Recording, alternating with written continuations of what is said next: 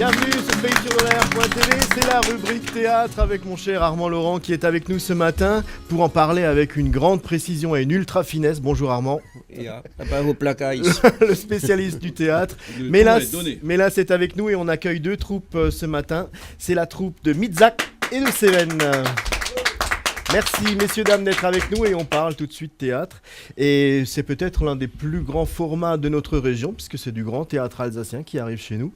On commence par François Frely qui nous vient de Mizak, Vallée de la Ture, pour Armand. Cette année, comme toutes les années, vous jouez une pièce, mais je crois que Mizak a eu une interruption, non pas de grossesse, mais de fonctionnement à un moment donné.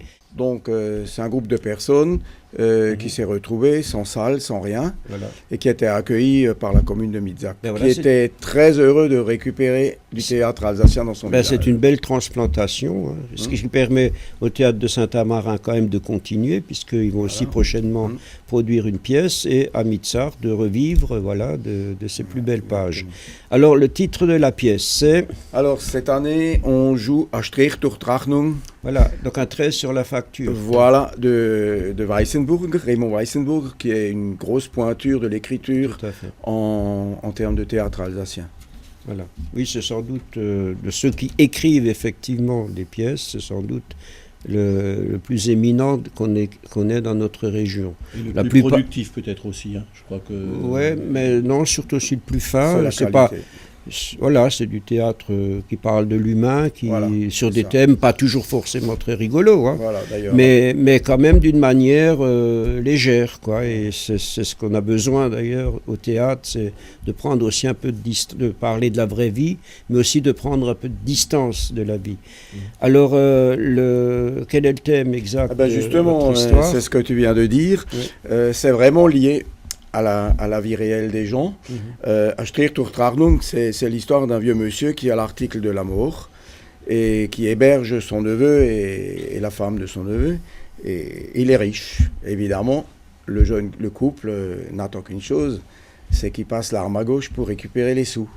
Il passe l'arme à gauche, vous dites ça comment en alsacien?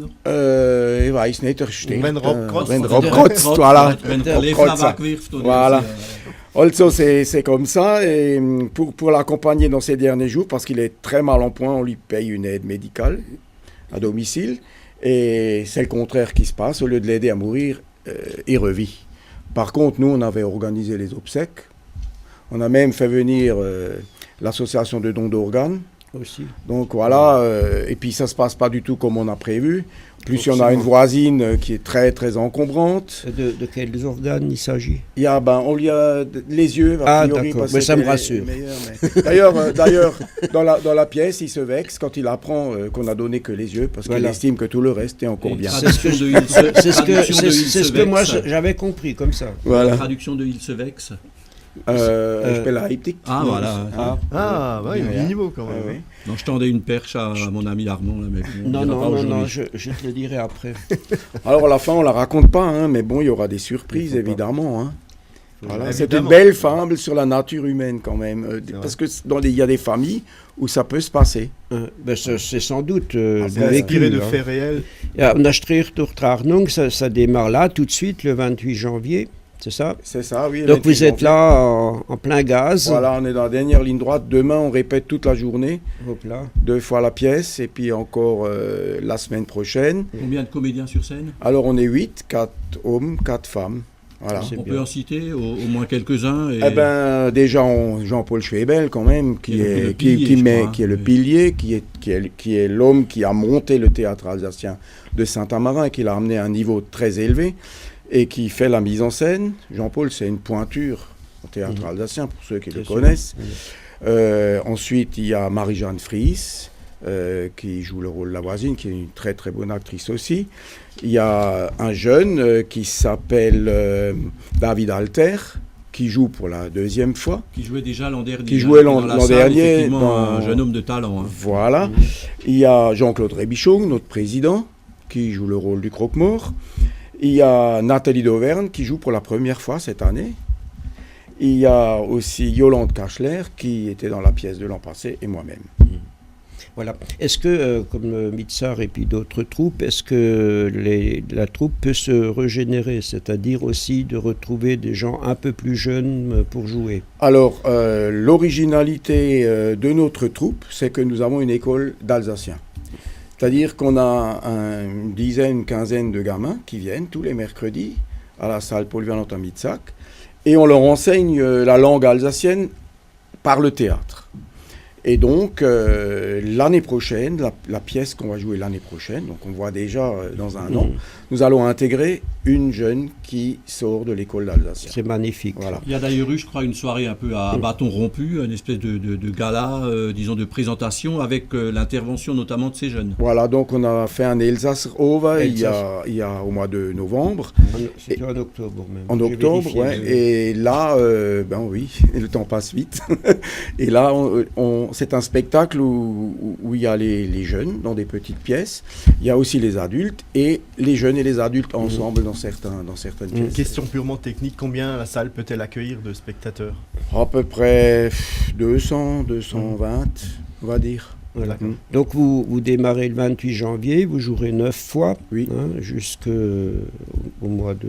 Jusqu'en février. Jusqu'au fin février. Fin février, voilà, peut-être on a prévu une séance en plus au cas où. Et pour les personnes que ça intéresse, on peut trouver tous les renseignements sur notre page Facebook. Il suffit de taper Théâtre alsacien de Mitzak ou Elsass Théâtre for Mitzach. Voilà. Mais Google ne connaît pas trop l'alsacien. Il est prudent de réserver. Il faut réserver parce que là, en bas, alors on peut réserver soit par téléphone. Ça, c'est sur la page Facebook. On peut réserver aussi à Mitzak à la salle des fêtes, tous les vendredis après-midi. Et là, en ce moment, il y a une équipe qui prend les réservations. Voilà, ouais. Voilà, je crois qu'on on a des images qui passent en fond pendant qu'on discute, notamment du spectacle de l'an dernier, qui était effectivement un spectacle de belle pointure. Oui. Durchtrachnung. Alors, juste petite parenthèse, c'est vrai que dans les troupes qu'on rencontre, il y a des jeunes qui s'y mettent petit à petit, suite parfois à des écoles de théâtre, comme à Mitsar ou Saint-Amarin, Cévennes aussi. D'autres troupes essayent de développer du théâtre pour les enfants. Mais les problèmes qui vont se poser sans doute dans quelques années, ce ne sera pas ceux qui sont sur scène, mais ceux qui sont dans la salle. Parce que pour le moment, il n'y a pas de formation du public pour leur apprendre l'alsacien, quoi. Nos grands élus ont tout fait pour que ça disparaisse. On y est, mais bon, n'empêche que les salles partout se remplissent. Le théâtre alsacien sur le pays turdolais représente quand même une vingtaine de troupes.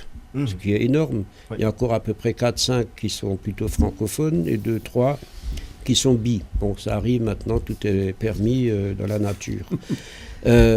Sur l'année, c'est Oderen qui a démarré au mois d'octobre, a suivi tout de suite Wattwiller en novembre, les autres enchaînent, il y en aura encore d'autres jusqu'en avril qui vont présenter des pièces sur le secteur. Il faut y aller et connaissant un peu les publics sont aussi mobiles, quoi. C'est plus comme dans le temps, les gens de Mitsar, moi au théâtre de Mitsar, les gens de Cévennes, non, les gens ont ouvert leur religion et font qu'on rencontre régulièrement des gens qui font un petit peu la tournée. Pour eux, janvier, février, c'est la saison théâtrale. C'est la saison théâtrale, c'est le moment d'aller voir 3-4 troupes et ça réunit aussi les gens, faut-il le répéter. Pour maintenir notre dialecte, alors il faut faire un appel aux parents, aux grands-parents et même se servir de ces pièces pour amener les jeunes un peu à ce patrimoine culturel. Il y a quand même quelques jeunes qui viennent au théâtre, parce que moi je vois des anciens élèves à moi, parce que j'ai enseigné pendant 30 ans dans la vallée, et donc j'ai des anciens élèves qui ont maintenant 30 ans et plus qui viennent au théâtre. Donc il y en a, mais il y a quand même, mais ça suffira pas. C'est plus marginal. Dans 10-15 ans, ça remplira pas forcément tout. J'ai lu dans la presse spécialisée qu'il venait effectivement pour le théâtre et pas pour vous voir vous en tant qu'ancien maître. Ça. Quel journal. C'était le mot de la fin. Avant de passer à Cévennes et d'accueillir Marie-Thérèse Gébel qui est avec nous ce matin, j'aimerais qu'Armand, on parle un peu plus largement du théâtre. Pourquoi on en fait? Quel est le moteur des gens qui sont animés par le théâtre dans notre région? C'est difficile à dire. Je pense que la vie quotidienne chez tout le monde comporte ses joies, ses peines. Et ce que je dis là, c'est vrai pour tous les pays, c'est pas spécifique à l'Alsace. Et à un moment donné, on a besoin de remettre en scène la vie, hein. À l'instar de ce qui se passait déjà du temps des Grecs, on remettait la vie en scène. Ensuite, il y a eu les jeux sur les parvis des églises pour représenter surtout la vie, les évangiles et autres. D'autres continuent, comme à Masevaux, avec le jeu de la Passion, qui se joue déjà depuis plus d'un siècle, en alsacien, hein, alsacien-allemand. Donc ce type de théâtre de représentation de la vie ou de grands mystères a toujours existé, hein, parce que l'homme a besoin d'aller un petit peu plus loin que le rat des pâquerettes.